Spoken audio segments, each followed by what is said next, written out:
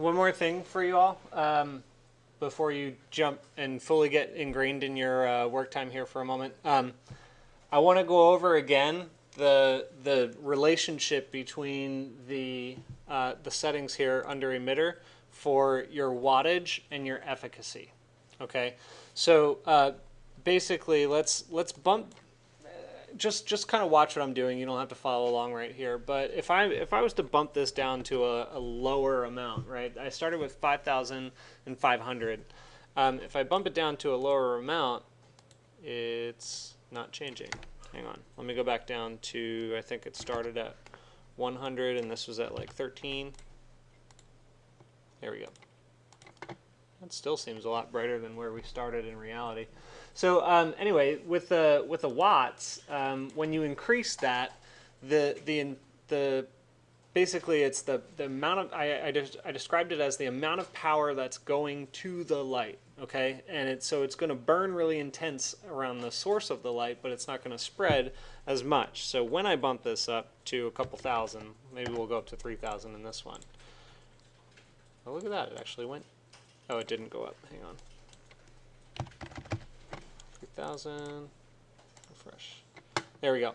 So you see how it made the light a little bit more intense, but it didn't actually spread very much. My efficacy is still so low that it's not allowing very much light out. As I increase that, say to 50, see how the spread of the light changes slightly? And so when I get to the point of bumping it up even more, now we're going to go up to 500 again, it's going to allow even more of that light out. So now let's go up even more with the wattage to an excessive amount of 5,000. That's what you saw before. That's a lot. With 100 efficacy there, it should bring it down quite a bit. So what you need to be aware of, and it's really hard for you guys to see there on the screen, is that where you need to kind of gauge where your surfaces are and how much light you actually want to reach that surface, okay? Because that's where your shadows are going to be cast. So if you need really, really strong shadows, then you're going to need to bump up the wattage, a little bit higher. So if I went up even to 7,000, hang on, there we go, and then change my efficacy even higher. I'm really exaggerating this, guys, but see how there's actually a hard white edge here? And you can even see that this isn't pure black. That's going to cast a really strong shadow for anything that's up to 10 meters away, which is pretty far. So, so anyway, I want you to be aware of that relationship, that the efficacy is going to allow more light spread.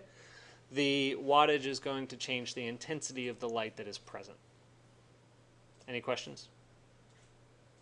Is there a good range to stay between? I'm still working on a best practice for that. Again, I'm still relatively new to this particular rendering engine. But what I've found is that in most interior environments that I'm playing with so far, a couple thousand watts with an efficacy of a couple hundred is generally okay. If you look at what they have as their preset emitters, let's go to even like a pretty intense one, like a sodium lamp at 1,000 watts, right? So that's 1,000 watts with an efficacy of 120. So they really bumped up the efficacy on this one. Let me refresh that. Okay, they really bumped up the efficacy on that one, but it's really not that intense of a light. When you go down to 2 meters, which is roughly 6 feet, right? So that's going to fill up kind of like your typical room, I guess. So it's got a pretty good spread. But anyway, so 120, the efficacy doesn't need to be that huge. What's the point of having a high what is it? What's the other thing? The other Wattage? high wattage with having a low efficacy. Like, what's the point of that? Why can't you just? Well, let's go custom on this again. So we're going back into custom. Let's make this a white light. Refresh that. It depends on your space size. Theoretically, you shouldn't have to go very large. But the trouble is that you really have to play with a lot of settings. So it's kind of a default to kind of set a baseline efficacy. A lot of users, a lot of new users won't play with the efficacy and wattage at the same time. So they'll kind of set it to like a 100 and they'll look at it at, well, let's bump it down actually so you can see it in this scale. So this is a 6-foot space. Well, actually, let's look at something that's you would see in a like a residential environment, right? So a 40-watt bulb. I don't know what the efficacy would be on that, but I'm guessing it's probably something like 15, right? Not very much illumination. That's a real bulb. Let's see what their preset is. They might have increased the efficacy on theirs. Incandescent 40 watts, 10.8. Refresh it. See, it's not very much light. So what happens is when you're dealing with like real lighting like that, you need a lot of them in order to show a lot of light.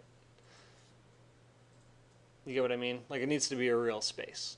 If we only had one incandescent bulb in this space, right? And this is I guess about a little more than 10 meters wide. This one is only 2 meters, so you wouldn't be able to see very much. You'd be able to see more than you could see in this, though. Does that make any sense? Yeah. So, yeah. Maybe you could start with this, but generally speaking, I haven't found where it becomes real yet. Any other questions?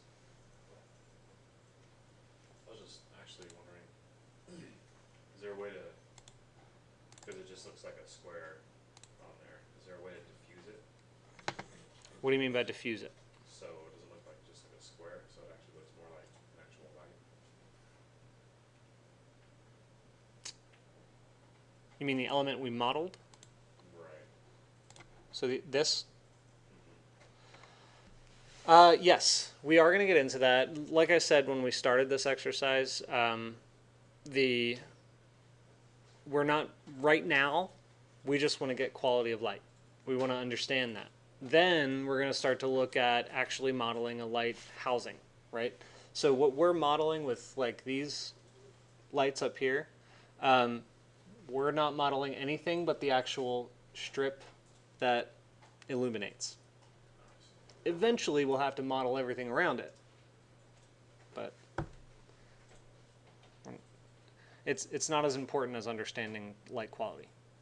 So once you do that, then it'll look like, you'll see like the rays or whatever coming down. Yeah, so like if you had like a reflector on it, or if you had like a cage in front of it, then it would actually, show that cage as a shadow, depending on the kind of light.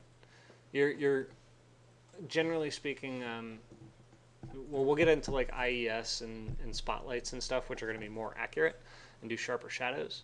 Right now, everything is a pretty diffuse kind of light like these. Any other questions? Okay.